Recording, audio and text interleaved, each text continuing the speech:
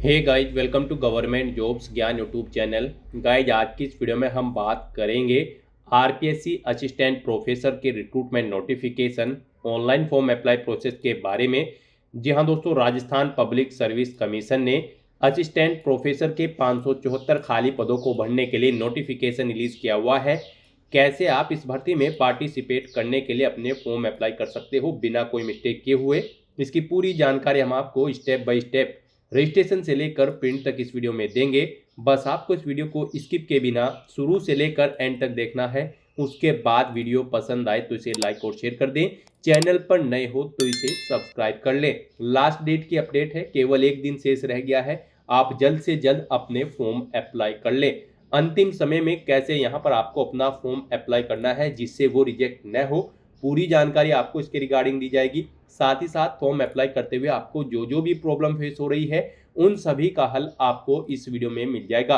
कैसे यहाँ पर आपको अपना वन टाइम रजिस्ट्रेशन करना है, कैसे यहाँ पर आपको अपनी प्रोफाइल क्रिएट करनी है, अपनी केवाईसी आपको कैसे कंप्लीट करनी है, सभी जानकारी आपको इस वीडियो में दी जाएगी। बस आपको एंड तक हमारे साथ इस वीडियो में बने रहना है। तो बिना कोई वक्त गंवाए चलिए शुरू करते हैं। आपको इस वीडियो के डिस्क्रिप्शन बॉक्स में हमारी वेबसाइट ind-sarkari-naukri.in के इस पेज का लिंक मिल जाएगा। यहाँ पर आपको इस भर्ती के रिगार्डिंग सभी डिटेल्स प्रोवाइड कर दी गई है। राजस्थान पब्लिक सर्विस कमीशन ने असिस्टेंट प्रोफेसर के 574 खाली पदों को भरने के लिए नोटिफिकेशन रिलीज किया हुआ है।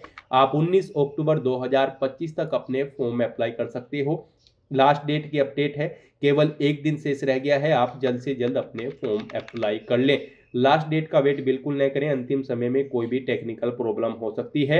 यहाँ पर इस भर्ती में पार्टिसिपेट करने के लिए आपके पास मास्टर डिग्री होनी चाहिए रिलेटेड सब्जेक्ट में 55% मार्क्स के साथ ही साथ आपका एनईटी या फिर एसएलईटी या फिर एससीटी या फिर पीएचडी एग्जाम पास आउट होना रिक्वायर्ड है। 21 से 40 साल आपकी आयु सीमा रखी गई है। जनरल और अदर स्टेट कैंडिडेट के लिए 600 रुपये फीस है। OBC, BC, SC, ST, pH के लिए 400 है। करेक्शन चार्ज यहाँ पर 500 है अगर आप करेक्शन करना चाहते हैं। फीस का अमाउंट आप ऑनलाइन मोड से जमा करा सकते हो। सिलेक्शन यहाँ पर आपका रिटन एग्जाम और इंटरव्यू के आधार पर होगा। आप ऑल इंडिया से ऑनलाइन मोड में अप्लाई कर सकते हो। उसके लिए आपको इस पेज को नीचे स्क्रॉल डाउन करना है, इंपोर्टेंट लिंक सेक्शन में आना है, ऑफिशियल नोटिफिकेशन पीडीएफ लिंक पर क्लिक करके इस भर्ती के नोटिफिकेशन को ओपन कर लेना है और इसमें से आपको पूरी डिटेल रीड कर लेनी है। यहाँ पर आपको सभी डिटेल्स प्रोवाइड कर दी गई है, जैसे कि क्या पोस्ट का नाम है, कितनी उसके लिए नंबर ऑफ वैकेंसीज है, किस कैटेगरी के लिए कितनी वैकेंसीज है, किस सब्जेक्ट के लिए कितनी वैकेंसीज है, क्या यहाँ पर आपका एलिजिबिलिटी क्राइटेरिया रखा गया है, कैसे आप अप्लाई कर सकते हो, कब से कब तक आप अप्लाई कर सकते हो, सभी जानकारी आपको इस नोटिफिकेशन में दे दी गई है। आप सभी डिटेल्स यहाँ से रीड आउट करें, उसके बाद अपने फॉर्म अप्लाई कर लें। फॉर्म अप्लाई करने के लिए भी आपको हमारी वेबसाइट के इसी पेज पर ही अप्लाई ऑनलाइन का लिंक दिया गया है। जैसे ही आप इस लिंक पर क्लिक करेंगे आपके सामने राजस्थान सिंगल साइन ऑन का ये पोर्टल ओपन होगा। यहाँ पर गाइज, अगर आपने राजस्थान सिंगल साइन ऑन के पोर्टल पर पहले से रजिस्ट्रेशन कर रखा है तो यहाँ पर आकर आपको अपनी एसएसओ आईडी या फिर यूजर नेम एंटर करना है, अपना पासवर्ड आपको एंटर करना है, ये कैप्चा कोड आपको यहाँ पर एंटर करना है और लॉगिन की इस बटन पर क्लिक करके आपको अपने डैशबोर्ड में लॉगिन कर लेना है और फिर वहाँ से आपको अपना फॉर्म अप्लाई करना है। और गाइज, अगर आप यहाँ पर राजस्थान सिंगल साइन ऑन के पोर्टल से किसी भी भर्ती के लिए फर्स्ट टाइम अप्लाई करने जा रहे हो तो सबसे पहले यहाँ पर आपको अपना रजिस्ट्रेशन करना होगा। उसके लिए आपको रजिस्ट्रेशन की ये टैब दी गई है, तो यहाँ पर आपको रजिस्ट्रेशन की इस टैब पर क्लिक करना है। उसके बाद आपके सामने यहाँ पर रजिस्ट्रेशन का इंटरफेस ओपन होगा। यहाँ पर भी आपके पास दो ऑप्शन है, आप सिंपली सिटीजन या फिर उद्योग है तो आप इस ऑप्शन पर क्लिक करें, गवर्नमेंट एम्प्लॉय है तो आप इस ऑप्शन पर क्लिक करें गवर्नमेंट एम्प्लॉय की टैब पर। फिर यहाँ पर आप अपना SIPF इस ऑप्शन पर क्लिक करें, फिर आप अपना SIPF नंबर एंटर करें, अपना SIPF का पासवर्ड एंटर करें और नेक्स्ट ऑप्शन पर क्लिक करके अपना रजिस्ट्रेशन की आगे की टास्क कंप्लीट कर ले। गाइस, यहाँ पर अगर आप सिंपली सिटीजन है तो आपको इस ऑप्शन पर क्लिक करना है। फिर यहाँ पर आपको रजिस्ट्रेशन करने के लिए दो ऑप्शन मिलेंगे। आप यहाँ पर जन आधार और गूगल के थ्रू अपना रजिस्ट्रेशन कर सकते हो। जन आधार के थ्रू केवल राजस्थान रेजिडेंट के कैंडिडेट ही अपना रजिस्ट्रेशन कर सकते हैं और गूगल के थ्रू यहाँ पर राजस्थान के साथ साथ सभी स्टेट के कैंडिडेट अपना वन टाइम रजिस्ट्रेशन कर सकते हैं। तो यहाँ पर आपको गूगल के इस ऑप्शन पर क्लिक करना है। उसके बाद आपके सामने कुछ इस तरह से इंटरफेस ओपन होगा। अब यहाँ पर आपको अपनी जीमेल आईडी एंटर करनी है और फिर आपको नेक्स्ट के इस ऑप्शन पर क्लिक कर देना है। उसके बाद यहाँ पर आपको कंटिन्यू की स्टेप पर क्लिक करना है। नेक्स्ट आपके सामने कुछ इस तरह से इंटरफेस शो होगा। आपकी ईमेल आईडी के शुरू के कैरेक्टर को यहाँ पर आपका एसएसओ आईडी या फिर यूजर नेम सेट कर दिया गया है एसएसओ की तरफ से। अगर इसमें आप चेंज करना चाहते हैं तो आप अपने अकॉर्डिंग ABCDXYZ कुछ भी आप इसमें चेंज कर सकते हो। और फिर यहाँ पर अगर ये ग्रीन कलर में है तो यानी कि ये यूजर नेम अवेलेबल है, और अगर ये रेड कलर में होगा और यहाँ पर क्रॉस का निशान होगा तो फिर ये अवेलेबल नहीं होगा। आपको उसमें कुछ चेंज करना होगा और अपने अकॉर्डिंग यहाँ पर आपको अपना यूजर नेम सेट कर लेना है। उसके बाद यहाँ पर आपको अपना पासवर्ड एंटर करना है। गाइस यहाँ पर आपका पासवर्ड 8 से 30 कैरेक्टर के बीच में होना चाहिए। यहाँ पर आपको पासवर्ड की गाइडलाइन दी गई है। इस गाइडलाइन के अकॉर्डिंग आपको अपना पासवर्ड यहाँ पर रेडी करना है। आपको कुछ इस फॉर्मेट में अपना पासवर्ड यहाँ पर रेडी करना है। मीन्स आपका पासवर्ड यहाँ पर अल्फा न्यूमेरिक फॉर्मेट में होना चाहिए। आपके पासवर्ड में कम से कम एक अपर केस कैरेक्टर, एक लोअर केस कैरेक्टर, एक इंटीजर नंबर और एक स्पेशल कैरेक्टर जैसे कि @ या फिर डॉलर होना चाहिए। तो इस फॉर्मेट में यहाँ पर आपको अपना पासवर्ड सेट करना है। वही पासवर्ड आपको कंफर्म पासवर्ड फील्ड में एंटर करना है। उसके बाद यहाँ पर आपको अपना मोबाइल नंबर एंटर करना है। फिर आपको इसे नीचे स्क्रॉल डाउन करना है। फिर यहाँ पर आपको अपना मोबाइल नंबर एंटर करना है या फिर ईमेल आईडी एंटर करनी है। और उसके बाद गाइस यहाँ पर आपको रजिस्टर की इस टैब पर क्लिक कर देना है। इस तरह से यहाँ पर आपका रजिस्ट्रेशन सक्सेसफुली कंप्लीट हो जाएगा। आपको एक यूजर आईडी और पासवर्ड आपके रजिस्टर्ड मोबाइल नंबर पर सबमिट कर दिया गया है। आपको उसे केयरफुली नोट डाउन करके रख लेना है फ्यूचर यूज के लिए। और यहाँ पर अब आपको ओके के इस बटन पर क्लिक करना है। नेक्स्ट आपके सामने कुछ इस तरह से इंटरफेस ओपन होगा। गाइस यहाँ पर अब आपको अपनी एसएसओ आईडी या फिर यूजर नेम एंटर करना है। उसके बाद आपको अपना पासवर्ड एंटर करना है जो आपके मोबाइल नंबर पर आया है या फिर आपने जो क्रिएट किया है। उसके बाद आपको ये कैप्चा कोड यहाँ पर एंटर करना है और फिर आपको यहाँ पर लॉगिन की इस टैब पर क्लिक कर देना है। और गाइस यहाँ पर अगर आप अपनी एसएसओ आईडी भूल गए हैं या फिर पासवर्ड भूल गए हैं तो यहाँ पर आप I forget my digital identity SSO ID के सामने क्लिक हियर के इस लिंक पर क्लिक करें और फिर यहाँ पर आप अपनी बेसिक डिटेल्स प्रोवाइड कराते हुए अपनी एसएसओ आईडी गेट कर ले। पासवर्ड भूल चुके हैं तो उसके लिए भी आप क्लिक हियर के इस लिंक पर क्लिक करके अपना पासवर्ड गेट कर सकते हैं। अगर मल्टीपल एसएसओ आईडी है तो आप क्लिक हियर टू मर्ज इस ऑप्शन पर क्लिक करके अपनी एसएसओ आईडी यहाँ पर मर्ज कर सकते हैं। तो बस यहाँ पर अब आपको अपनी यूजर आईडी और पासवर्ड एंटर करके और ये कैप्चा कोड एंटर करके अपने डैशबोर्ड में लॉगिन करना है। नेक्स्ट आपके सामने कुछ इस तरह से इंटरफेस ओपन होगा। गाइस यहाँ पर अब आपको अपनी प्रोफाइल अपडेट करनी है। सबसे पहले यहाँ पर अगर आप अपना फोटो ऐड करना चाहते हैं तो आप इस फोटो पर क्लिक करें। फिर यहाँ पर आप इस फोटो पर क्लिक करें। उसके बाद यहाँ पर आप इस ऑप्शन पर क्लिक करें और अपना फोटो सिलेक्ट करके यहाँ पर आप उसे अपडेट कर सकते हैं। अपना प्रोफाइल फोटो यानी कि आप यहाँ पर सेट कर सकते हो। उसके बाद यहाँ पर आप अपना फर्स्ट नेम चेंज करना चाहते हैं तो इसे आप चेंज कर सकते हैं। लास्ट नेम चेंज करना चाहते हैं तो इसे आप चेंज कर सकते हैं। उसके बाद यहाँ पर आपका जो डिस्प्ले नेम, आपकी प्रोफाइल का जो डिस्प्ले नेम होगा वो यहाँ पर आप एंटर कर दें। इसे आप अपने अकॉर्डिंग यहाँ पर सेट कर सकते हैं। फिर यहाँ पर आपको अपनी डेट ऑफ बर्थ इस कैलेंडर में से सिलेक्ट कर लेनी है। उसके बाद यहाँ पर आपको अपना जेंडर सिलेक्ट करना है, आप मेल हो, फीमेल हो या फिर ट्रांसजेंडर या फिर अदर। उसके बाद यहाँ पर आपको अपना मोबाइल नंबर एंटर करना है। यहाँ पर आप इस ऑप्शन पर क्लिक करें, अपना मोबाइल नंबर एंटर करें और फिर आप सेंड ओटीपी ऑप्शन पर क्लिक करें। उसके बाद आपके रजिस्टर्ड मोबाइल नंबर पर एक ओटीपी जाएगा। वो ओटीपी आपको यहाँ पर वेरीफाई करना है। तो यहाँ पर आपको अपना ओटीपी एंटर करना है जो आपके मोबाइल नंबर पर आया है और उसके बाद आपको यहाँ पर वैलिडेट ओटीपी के इस ऑप्शन पर क्लिक करके अपना मोबाइल नंबर यहाँ पर वेरीफाई कर लेना है। फिर यहाँ पर अगर आपके पास कोई लैंडलाइन नंबर है तो आप एंटर कर सकते हैं, नहीं है तो आप इस कॉलम को खाली छोड़ दें। फिर यहाँ पर आपको अपना एड्रेस एंटर करना है। उसके बाद आपको अपना पोस्टल कोड देना है, अपनी सिटी या फिर डिस्ट्रिक्ट यहाँ पर आप एंटर करें। और गाइस यहाँ पर उसके बाद आप अपना स्टेट सिलेक्ट कर लें, जिस स्टेट से आप बिलोंग करते हैं। उसके बाद अगर आप राजस्थान स्टेट के कैंडिडेट हैं तो आप अपनी जन आधार आईडी या फिर इनरोलमेंट आईडी यहाँ पर एंटर करें। आप इस ऑप्शन पर क्लिक करें, अपनी जन आधार आईडी या फिर इनरोलमेंट आईडी यहाँ पर एंटर करें और फैच मेंबर्स ऑप्शन पर क्लिक करके अपनी डिटेल यहाँ पर फैच कर ले। फिर यहाँ पर अगर आप राजस्थान स्टेट के कैंडिडेट हैं तो यहाँ पर आपको अपना संस्था आधार नंबर एंटर करना है। आप इस ऑप्शन पर क्लिक करें, अपना संस्था आधार नंबर एंटर करें, सेंड ओटीपी ऑप्शन पर क्लिक करें। आपके मोबाइल नंबर पर एक ओटीपी आएगा जो आपके संस्था आधार नंबर से लिंक है। वो ओटीपी आप यहाँ पर एंटर करके उसे वेरीफाई कर ले। और उसके बाद गाइस यहाँ पर आप अपडेट के इस बटन पर क्लिक करके अपनी प्रोफाइल की सभी डिटेल्स यहाँ पर अपडेट कर दें। इस तरह से यहाँ पर आपकी एसएसओ की जो प्रोफाइल है वो सक्सेसफुली अपडेट हो चुकी है। अब यहाँ पर आप ओके के बटन पर क्लिक करें। नेक्स्ट आपके सामने यहाँ पर कुछ इस तरह से इंटरफेस ओपन होगा। अब यहाँ पर आपको रिक्रूटमेंट पोर्टल सर्च करना है। आप कंट्रोल F यहाँ पर प्रेस करें, REC एंटर करें। उसके बाद यहाँ पर आपको रिक्रूटमेंट पोर्टल का ये ऑप्शन मिलेगा, आप इस लिंक पर क्लिक कर दें। नेक्स्ट आपके सामने कुछ इस तरह से इंटरफेस ओपन होगा। अब यहाँ पर आने के बाद आपको वन टाइम रजिस्ट्रेशन के इस लिंक पर क्लिक करना है। उसके बाद आपके सामने यहाँ पर कुछ इस तरह से इंटरफेस ओपन होगा। अब यहाँ पर आपको अपने वन टाइम रजिस्ट्रेशन की डिटेल प्रोवाइड करानी है। अब यहाँ पर आपसे सबसे पहले पूछा गया है कि क्या आप राजस्थान स्टेट के निवासी हैं, अगर हैं तो यस करें और फिर यहाँ पर आप अपनी जन आधार या फिर एक्नॉलेजमेंट आईडी एंटर करके फैच मेंबर ऑप्शन पर क्लिक करें और अपनी डिटेल यहाँ पर फैच कर लें। और अगर आप राजस्थान के निवासी नहीं हैं तो यहाँ पर आपको नो ऑप्शन सेलेक्ट करना है। उसके बाद यहाँ पर आपको अपना आधार नंबर एंटर करना है और फिर यहाँ पर आपको एग्री की स्टेप पर क्लिक कर देना है। उसके बाद यहाँ पर आपके सामने कुछ इस तरह से पॉपअप शो होगा। यहाँ पर आपसे पूछा गया है कि क्या आप राज्य भर्ती पोर्टल को एक बार पंजीकरण यानी कि OTR के लिए मेरे आधार विवरण, नाम, पिता का नाम, लिंग और जन्म दिनांक का उपयोग करने की अनुमति प्रदान करते हो या फिर करती हो। तो आपको इस चेकबॉक्स को ओके करना है और फिर आपको सेंड OTP के इस ऑप्शन पर क्लिक कर देना है। फिर आपके सामने कुछ इस तरह से इंटरफेस ओपन होगा। अब यहाँ पर आपको अपना आधार वेरीफाई करना है।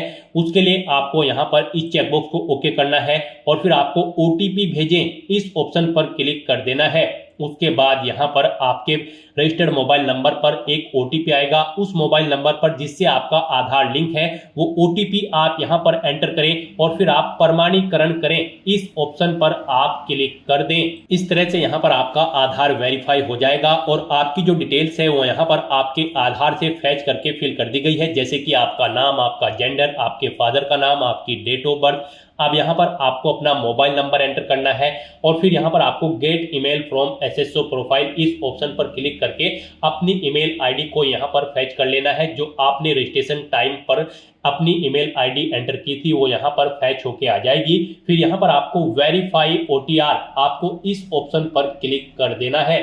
फिर यहाँ पर आपको आपकी डिटेल शो कर दी जाएगी। आपकी डिटेल अगर ओके है तो यहाँ पर अब आप फाइनल सबमिट के इस ऑप्शन पर क्लिक कर दें। उसके बाद आपके रजिस्टर्ड मोबाइल नंबर पर एक OTP आएगा। वो OTP आपको यहाँ पर एंटर करना है और उसके बाद आपको यहाँ पर वेरीफाई OTP के इस ऑप्शन पर क्लिक कर देना है। इस तरह से यहाँ पर आपके वन टाइम रजिस्ट्रेशन की डिटेल सक्सेसफुली सेव हो जाएगी। आपको एक रजिस्ट्रेशन नंबर यहाँ पर प्रोवाइड कर दिया गया है, वन टाइम रजिस्ट्रेशन नंबर। आपको इसे केयरफुली नोट डाउन करके रख लेना है फ्यूचर यूज के लिए। और यहाँ पर अब आपको ओके के इस बटन पर क्लिक करना है। फिर आपको आपके OTR के इसी इंटरफेस पर आपको रिडायरेक्ट कर दिया जाएगा। यहाँ पर आपकी OTR की सभी डिटेल्स वेरीफाई हो चुकी है। आपको एक रजिस्ट्रेशन नंबर जो वहां पर दिया गया था वो रजिस्ट्रेशन नंबर यहाँ पर भी शो कर दिया गया है। आपको इसे केयरफुली नोट डाउन करके रख लेना है फ्यूचर यूज के लिए। अब गाइस यहाँ पर आपको अपना फीस पेमेंट करना है। नेक्स्ट स्टेप आपका फीस पेमेंट का होगा। उसके लिए आपको यहाँ पर पे फीस की स्टेप पर क्लिक करना है। उसके बाद आपके सामने यहाँ पर कुछ इस तरह से पॉपअप शो होगा। अब यहाँ पर आपसे पूछा गया कि क्या आप राजस्थान स्टेट के कैंडिडेट हैं, अगर हैं तो यस करें और फिर यहाँ पर आप अपनी कैटेगरी सिलेक्ट करें। आप रिजर्व कैटेगरी के अंतर्गत आते हो या फिर अनरिजर्व के, आप अपने अकॉर्डिंग ऑप्शन सेलेक्ट करें। और अगर आप राजस्थान स्टेट के कैंडिडेट नहीं हैं तो यहाँ पर आप नो ऑप्शन सेलेक्ट करें। फिर यहाँ पर केवल अनरिजर्व कैटेगरी कैंडिडेट ही अप्लाई कर सकते हैं अगर आप राजस्थान स्टेट से बाहर के कैंडिडेट हैं।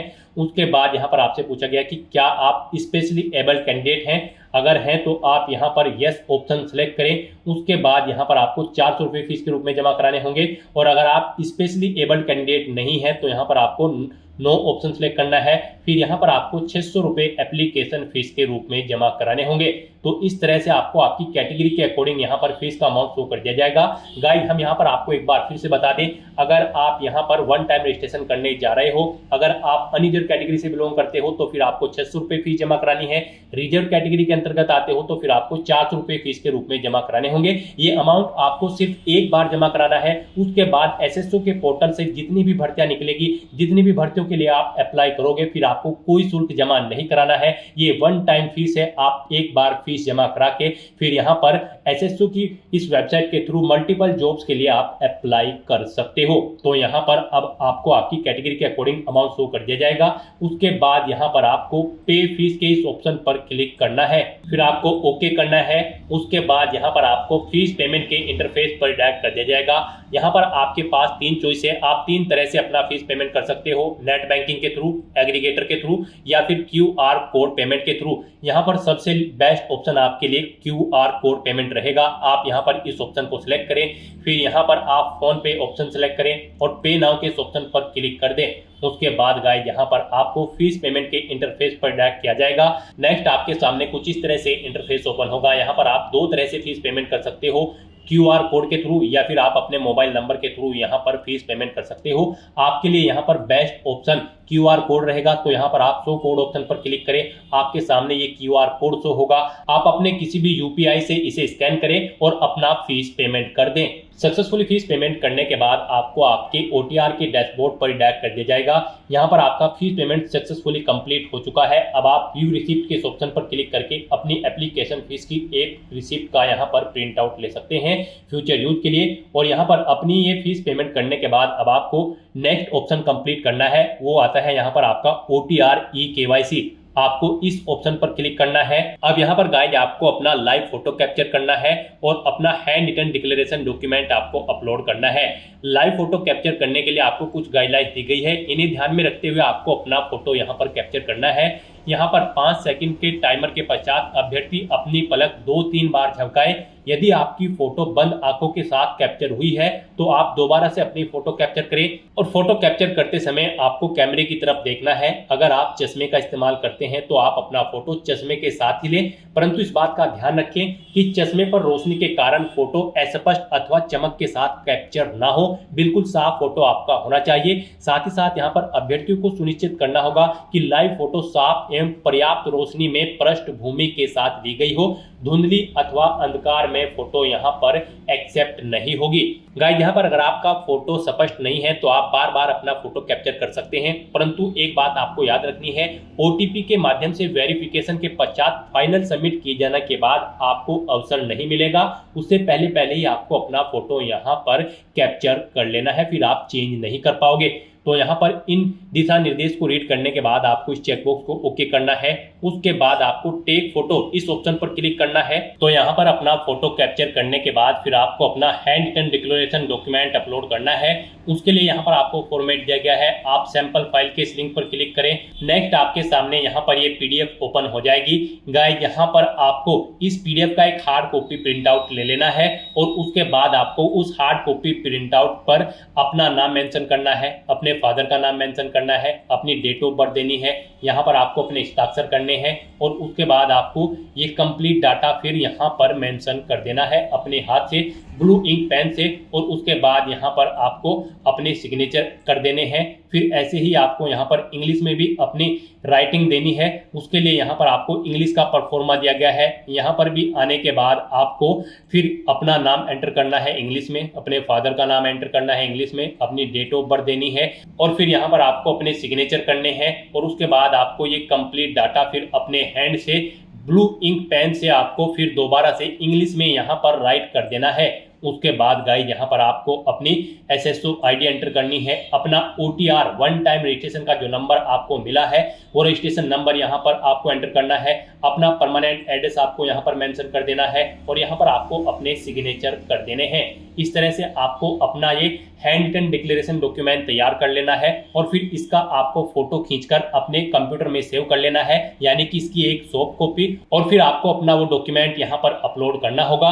यहाँ पर आपका ये डॉक्यूमेंट PDF फॉर्मेट में होना चाहिए, साइज उसका 100 से 200 KB के बीच में होना चाहिए। तो यहाँ पर आपको चूज फाइल बटन पर क्लिक करना है, फाइल को सिलेक्ट करना है और अपना ये हैंड रिटन डिक्लेरेशन डॉक्यूमेंट यहाँ पर अपलोड कर देना है। गाइस हम आपको सैंपल के तौर पर दिखा रहे हैं, कुछ इस तरह से यहाँ पर आपको अपना हैंड रिटन डिक्लेरेशन डॉक्यूमेंट तैयार करना है और फिर इसे आपको अपलोड कर देना है। अपना फोटो अपलोड करने के बाद और हैंड रिटन डिक्लेरेशन अपलोड करने के बाद अब आपको सबमिट ई-केवाईसी की स्टेप पर क्लिक करना है। उसके बाद में आपको इन चेक बॉक्सेस को ओके करना है और सेंड ओटीपी की टैब पर क्लिक कर देना है। एक ओटीपी आपके मोबाइल नंबर और ईमेल एड्रेस पर सबमिट किया गया है, वो ओटीपी आपको इस बॉक्स में एंटर करना होगा और फाइनल सबमिट की इस टैब पर क्लिक कर देना होगा।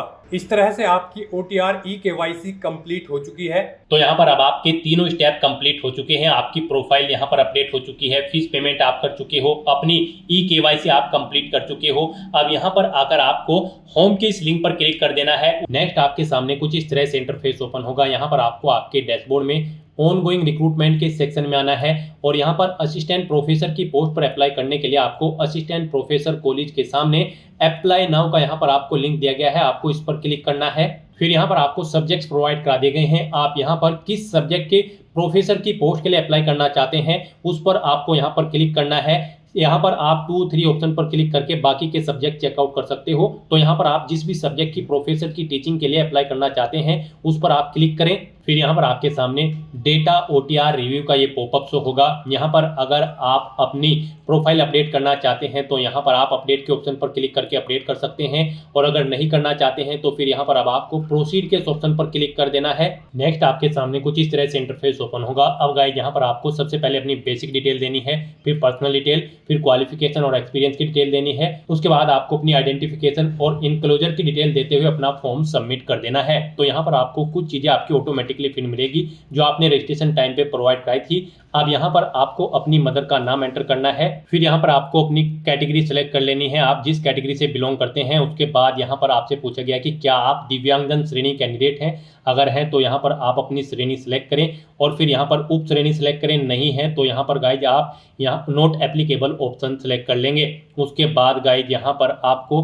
पूछा जाएगा अगर आप बेंचमार्क दिव्यांगजन श्रेणी व्यक्ति होंगे कि क्या आपको श्रुति लेखक की आवश्यकता होगी एग्जाम में। फिर यहाँ पर आप अपने कोडिंग ऑप्शन सेलेक्ट करेंगे, उसका प्रबंध विभाग को करना है या आप स्वयं से करेंगे, ये डिटेल आपको देनी होगी। आपको आपका मैरिटल स्टेटस सेलेक्ट कर लेना है, आप डाइवोर्स हो, मैरिड हो या फिर अनमैरिड। उसके बाद यहाँ पर अगर आप मैरिड हो और आपकी जीवन साथी की मृत्यु हो चुकी है तो वो डेट आपको देनी होगी। यहाँ पर अब आपको अपने जीवित बालकों की संख्या भी देनी होगी अगर आप मैरिड हो, और अगर यहाँ पर मैरिड नहीं है तो यहाँ पर आप 00 एंटर कर देंगे। उसके बाद यहाँ पर आप अपना व्हाट्सएप मोबाइल नंबर एंटर करना चाहते हैं तो वो एंटर कर सकते हैं। आपको आपका mobile number, email ID automatically यहाँ पर फील्ड मिलेगी जो कि आपके ओटीआर से फेच कर ली गई है। पासपोर्ट नंबर है तो आप एंटर कर सकते हैं, जन आधार आईडी है तो एंटर कर सकते हैं, नहीं है तो इन कॉलम्स को आप खाली छोड़ सकते हैं। फिर आपको इस पेज को नीचे स्क्रॉल डाउन करना है। उसके बाद यहाँ पर आपसे पूछा गया कि क्या आप राजस्थान के अनुसूचित क्षेत्र से संबंधित है, अगर हैं तो यस करेंगे, नहीं तो नो ऑप्शन सेलेक्ट करेंगे। यहाँ पर ये ऑप्शन यस उनके लिए शो होगा जो राजस्थान स्टेट के कैंडिडेट हैं। फिर यहाँ पर आपको अपना कोरोस्पोंडेंस एड्रेस एंटर कर देना है। उसके बाद गाइस यहाँ पर आपको नेक्स्ट के इस ऑप्शन पर क्लिक करना है। नेक्स्ट यहाँ पर आपको अपनी पर्सनल डिटेल प्रोवाइड करनी है। गाइस यहाँ पर आपको अपनी नेशनैलिटी सेलेक्ट कर लेनी है। उसके बाद आपको अपना स्टेट सेलेक्ट कर लेना है।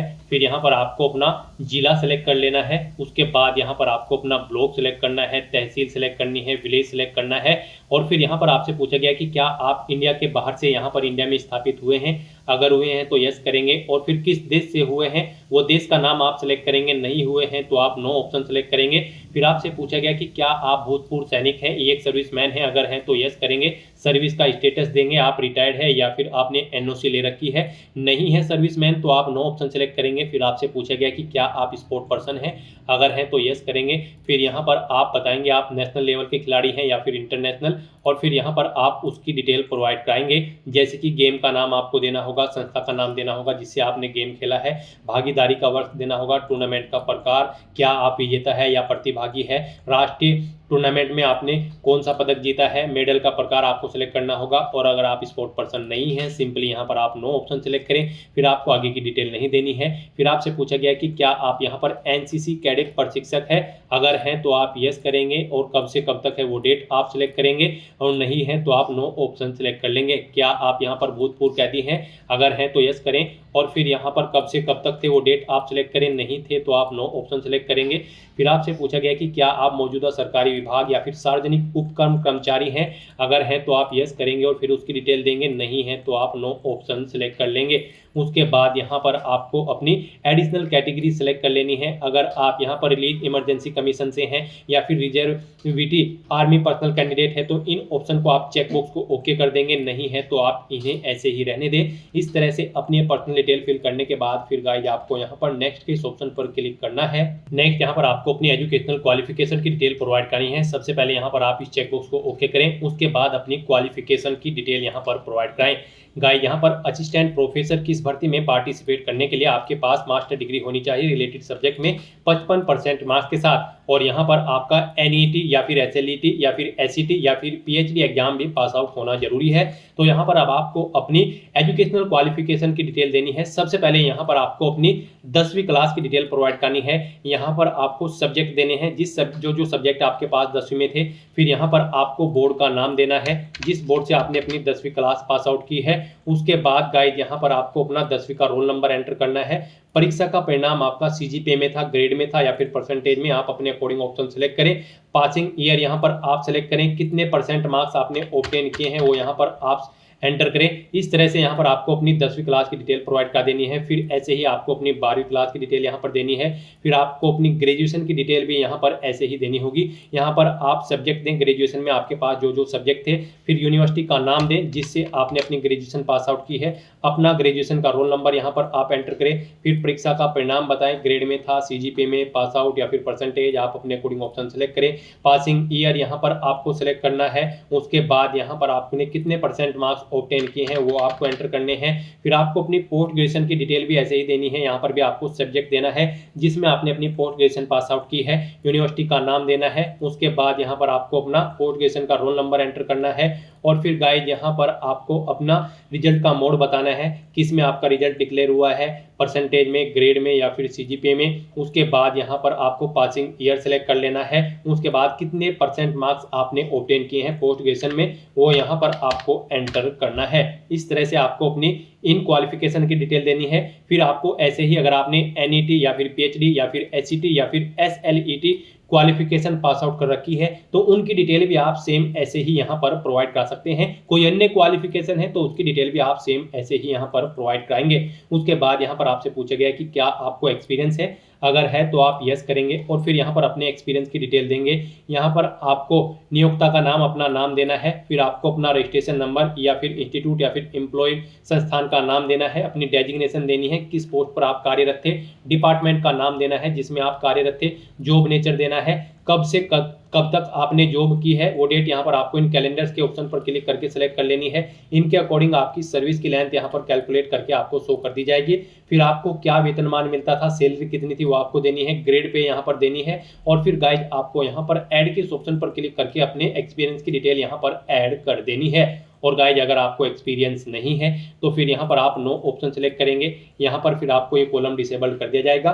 इस तरह से यहाँ पर अपनी क्वालिफिकेशन और एक्सपीरियंस की डिटेल प्रोवाइड कराने के बाद गाइज फिर आपको नेक्स्ट के ऑप्शन पर क्लिक करना है। फिर आपके सामने ये पॉपअप शो होगा। अब आपको इन चेक बॉक्सेस को ओके करना है और उसके बाद सेंड OTP के ऑप्शन पर क्लिक कर देना है। फिर आपके सामने ये OTP ऑथेंटिकेशन पॉपअप शो होगा। आपके रजिस्टर्ड मोबाइल नंबर और ईमेल ID पर एक OTP सबमिट किया गया है, वो OTP आपको यहाँ पर एंटर करना है। और उसके बाद वेरीफाई OTP के ऑप्शन पर क्लिक करते हुए यहाँ पर आपको अपना OTP ऑथेंटिकेशन कंप्लीट कर लेना है। नेक्स्ट यहाँ पर आपको अपने सिग्नेचर और लेफ्ट थंब इंप्रेशन अपलोड करने हैं। यहाँ पर आपको आपका फोटोग्राफ ऑटोमेटिकली अपलोडेड मिलेगा। ये फोटोग्राफ आपके OTR से फेच कर लिया गया है। जब आपने OTR करते समय अपना लाइव फोटो कैप्चर किया था वो फोटो यहाँ पर आपको ऑटोमेटिकली अपलोडेड मिलेगा। बस यहाँ पर अब आपको अपने सिग्नेचर अपलोड करने हैं और लेफ्ट थंब इंप्रेशन अपलोड करना है। यहाँ पर आपके जो सिग्नेचर होंगे और जो यहाँ पर आपका लेफ्ट थंब इंप्रेशन होगा वो 20 KB से 50 KB के बीच में होना चाहिए। JPG या फिर JPEG फॉर्मेट में होना चाहिए। आपको चूज फाइल के ऑप्शन पर क्लिक करना है, फाइल को सिलेक्ट कर लेना है और 1 बाय 1 करके आपको अपने सिग्नेचर और लेफ्ट थंब इंप्रेशन यहाँ पर अपलोड कर देने हैं। उसके बाद आपकी बॉडी पर कहीं कोई कट या तिल का निशान है तो उस पैलेस का नाम यहाँ पर आपको देना है, नहीं है तो नो मार्क यहाँ पर आपको एंटर कर देना है। इस तरह से अपनी डिटेल यहाँ पर फिल करने के बाद फिर गाइज आपको नेक्स्ट के ऑप्शन पर क्लिक कर देना है। नेक्स्ट आपको आपके एप्लीकेशन फॉर्म का पूरा प्रीव्यू शो कर दिया गया है। आपको सभी डिटेल्स केयरफुली चेकआउट करनी है। पेज को नीचे स्क्रॉल डाउन करना है, डिक्लेरेशन सेक्शन में आकर इस चेकबॉक्स को ओके करना है। कहीं पर कोई मिस्टेक है तो आप यहाँ पर अपडेट के बटन पर क्लिक करके अपडेट कर सकते हैं। नहीं तो गाइस यहाँ पर बस अब आपको फाइनल सबमिट के इस ऑप्शन पर क्लिक कर देना है। फिर आपके सामने ये पॉपअप शो होगा। आप इस चेकबॉक्स को ओके करें और उसके बाद सेंड ओटीपी के ऑप्शन पर क्लिक कर दें। फिर आपके सामने ये ओटीपी ऑथेंटिकेशन पॉपअप शो होगा। अब यहाँ पर आपके मोबाइल नंबर और ईमेल आईडी पर एक ओटीपी आया होगा। वो ओटीपी आपको यहाँ पर एंटर करना है और उसके बाद वेरीफाई ओटीपी के ऑप्शन पर क्लिक कर देना है। इस तरह से यहाँ पर आपका एप्लीकेशन फॉर्म सक्सेसफुली सबमिट हो चुका है। अब यहाँ पर प्रिंट के इस ऑप्शन पर क्लिक करके आप अपने एप्लीकेशन फॉर्म का एक हार्ड कॉपी प्रिंट आउट ले सकते हो, फ्यूचर यूज के लिए, फ्यूचर रेफरेंस के लिए। तो दोस्तों ऐसे आप राजस्थान असिस्टेंट प्रोफेसर की इस भर्ती के लिए अपने फॉर्म अप्लाई कर सकते हो बिना कोई मिस्टेक किए हुए। आज की इस वीडियो में बस इतना ही। आई होप ये वीडियो आपको पसंद आई होगी। अगर पसंद आई हो तो इसे लाइक और शेयर करें। चैनल पर नए हो तो इसे सब्सक्राइब कर लें। Thanks for watching.